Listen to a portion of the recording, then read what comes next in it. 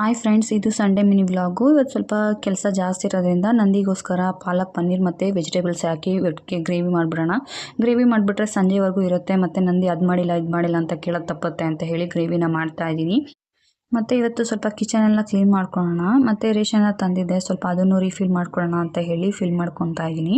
ಇದು ಬಾಕ್ಸ್ ಬಂದ್ಬಿಟ್ಟು ನಾನು 2 ಮಂತ್ಸ್ ಆಯಿತು ಬಾಕ್ಸ್ನ ತೊಗೊಂಡು. ತುಂಬಾ ಇಷ್ಟ ಆಯಿತು. ಇದು 6ಗೆ 200 ರುಪೀಸ್ ಏನೋ ತೊಗೊಂಡಿದ್ದೆ ಶಾಪ್ಸಿನಲ್ಲಿ. ತುಂಬಾ ಚೆನ್ನಾಗಿದೆ, ಅಫೋರ್ಡಬಲ್ ಅನ್ನಿಸ್ತು. ಮತ್ತು ನಾನು ಸಾಮಾನು ಏನಾದರೂ ಅಂದರೆ ರೇಷನ್ ಏನಾದರೂ ಹಾಕಿದ್ರೆ ಫಸ್ಟು ಹಳೇದೇನಿದೆ ಅದನ್ನು ಒಂದು ಬಟ್ಲಿಗೆ ಹಾಕ್ಕೊಂಡು ಹೊಸದನ್ನ ಹಳೆ ಕೆಳಗಡೆ ಹಾಕ್ತೀನಿ.